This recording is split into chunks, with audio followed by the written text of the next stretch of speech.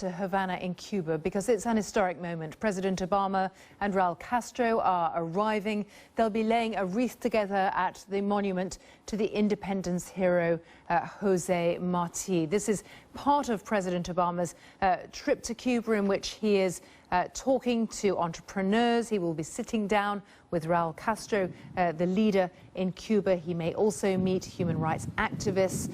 We've been talking about this for the last 24 hours. It has been historic ever since Air Force One touched down, bringing the first sitting U.S. president to Cuba for the first time in nearly 90 years. So we can see President Obama is currently talking to officials. He will be going forward to lay a wreath soon. Let's talk, though, to my guest, Helen Yaffe, first about what's happening here. You were saying to me earlier, Helen, this is essential for any visiting dignitary to, as President Obama is doing right now, to come forward and pay his respects. Why is this monument so important?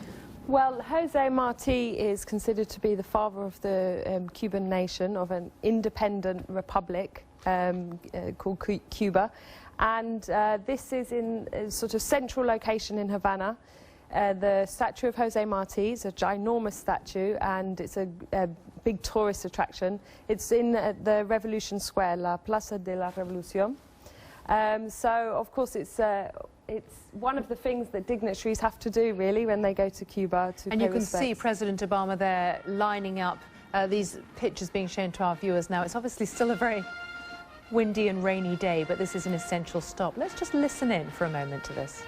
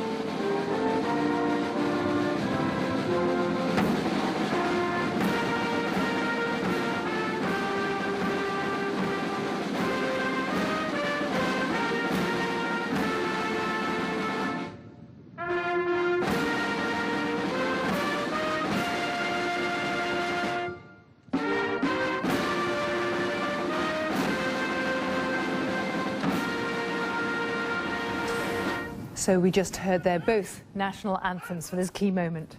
That's quite incredible to hear the two anthems played together in Havana. Obviously, a really historic moment. And Helen Yaffe, you study Cuba, you've lived there, you've worked there.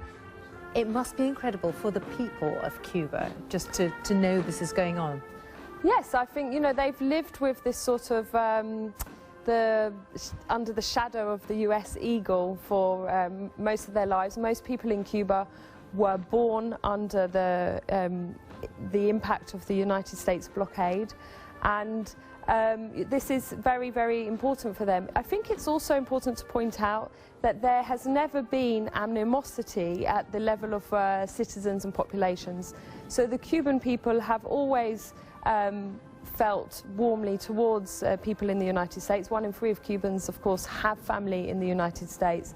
And they have always been very clear that they do not have a problem with the citizens of the United States, but just with the administration at any point. Actually, that's a really good point to make, because just as we've seen Air Force One touching down, there is a huge delegation of American diplomats and business people, I know, in Havana right now. But the hope must be across America that there are many Cuban Americans who can follow, who can come in again and feel safe on Cuban soil. Yeah, absolutely. In fact, one of the measures that have just been taken by the Obama administration is been to give the first license to a US business, and it is a business made up with by 2 Cuban Americans who've lived for a long time in the United States, to actually start to produce tractors in the Mariel Special Development Zone. So that's a very tangible sign. It is, and indeed, and with the economic reforms that have taken place, there's a lot of potential for Cuban Americans to be able to send money back to their families, for their families then to be able to use that money as credit to set up small businesses, for farming projects and so on. So there's a lot of potential. It's almost as if just a small chipping away will release a flood of exchange between the 2 countries. We're still on these pictures of President Obama. He's laying the wreath, paying tribute to Jose Marti. He knows that what he's doing is going into the history books. He has had to struggle domestically, though, hasn't he? The rapprochement with Cuba, I know from my time in Washington, has not been easy to push. No, absolutely. There's a very powerful, influential lobby, particularly in Miami, who have their representatives in the Senate and in Congress, who are absolutely adamant. In fact, in some ways you can say they've built their careers on their opposition to the Cuban Revolution. So they are still sound and fury, trying to obstruct this new relationship. And Obama occasionally seems to be making concessions to their point of view. But ultimately they are losing political leverage, and this is what we can see. It's quite a sight here, isn't it? I mean, Obama is the President of the United States, used to being surrounded by a press pack. It's not chaotic, but slightly unruly. And I don't know whether he's going to try to give some remarks, give some interviews here. Presumably the Cuban authorities would have liked everything to be very, very scheduled. Yes, well, you know, it's interesting because where he is now in the Revolution Square, Plaza de la Revolución, is where, of course, there's a big amalgamation of people, between 1 million and 2 million Cubans, who come out every year on the 1st of May to celebrate International Workers' Day.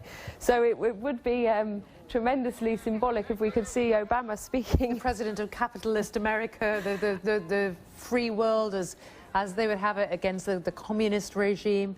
Yes, yeah. very... And if you notice in the background, on the building that used to be the Ministry of Industries, there's a big portrait of Che Guevara, yes, who of course was the topic of my own research in Cuba. And actually it's important to say, Helen, that this is not a country, it's not a government that is giving up on revolutionary rhetoric or saying we're embracing the United States values. Yes. You're still talking about a different system entirely. Absolutely. I think what's interesting about this coming together of the 2 countries is really, as the Cuban Americans in Miami have complained, it has been the United States that has been giving way at each step. I mean, all the apparatus impeding relations was built up on the US side. But it's clear that the Cubans have always said they would go to the negotiating table on a basis of equality and mutual respect for each other's country's sovereignty. And on that basis, they are now having regular talks. And everything is up for discussion. As you've said before, the thorny issue of human rights. But the Cubans have been clear on that issue, that they would like to discuss it in the other direction, as well as discussing human rights in Cuba, to discuss the situation. We only have about a minute left on programme, but Helen, just to say, when the 2 leaders sit down together as well, I mean, I know this agenda will have been very carefully set, but what's at the top? Well, it's difficult to say because the big issues are the ones that it's almost impossible to imagine them really resolving, and that's the US blockade, the territory in Guantanamo which the US hold, and the issue of the programs of regime change. So what was at the top, I would say, would probably be economics, because that is where they can make some progress. Well, Helen Yaffe, thank you very much. It's been interesting to hear your views and your insight from working and living in Cuba, and that has been quite an important moment to witness. Thanks for being with us. Goodbye.